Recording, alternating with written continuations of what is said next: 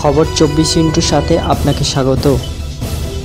নতুন নতুন খবর জানার জন্য আমাদের চ্যানেলে চোখ রাখুন। নমস্কার, খবর 24/7 আপনাদের স্বাগত।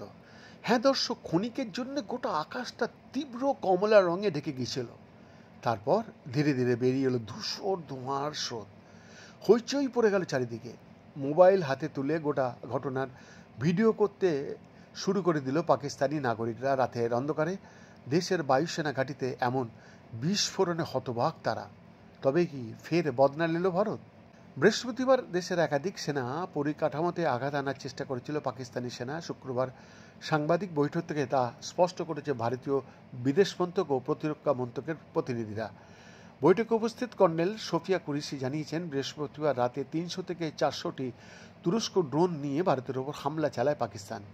কিন্তু প্রতিটি হামলাই ব্যর্থ করে ভারতীয় সেনারা। আর তাই দেশের আকাশ প্রতিরক্ষা ব্যবস্থার সামনে মিনিট খানেকও টিকতে পারেনি পাক ড্রোনগুলি।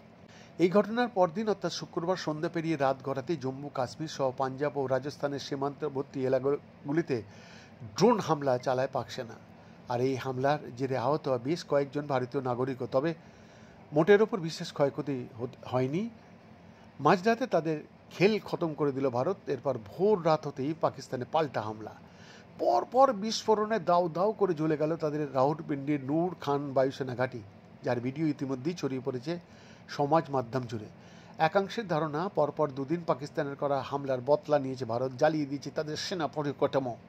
তবে এই প্রসঙ্গে এখনও ভারতের প্রতিরক্ষা মন্ত্রকের তরফ থেকে কোনো বার্তা দেওয়া হয়নি। অন্যদিকে পাকিস্তানের প্রতিরক্ষা মন্ত্রকের জনসংযোগ বিভাগ ISPR বা ইন্টার সার্ভিস পাবলিক রিলেশনের director general lieutenant Ahmed Chowdhury তাদের দেশের সংবাদ মাধ্যমগুলিকে জানিয়েছেন, রাতের অন্ধকার নূর খান, মুরিদ ও রাফিকুই সহ 3 পাক বায়ুসেনা ঘাঁটিতে হামলা চালিয়েছে ভারত। বৈদ্যনাথ দাসের রিপোর্ট, খবর 24/7।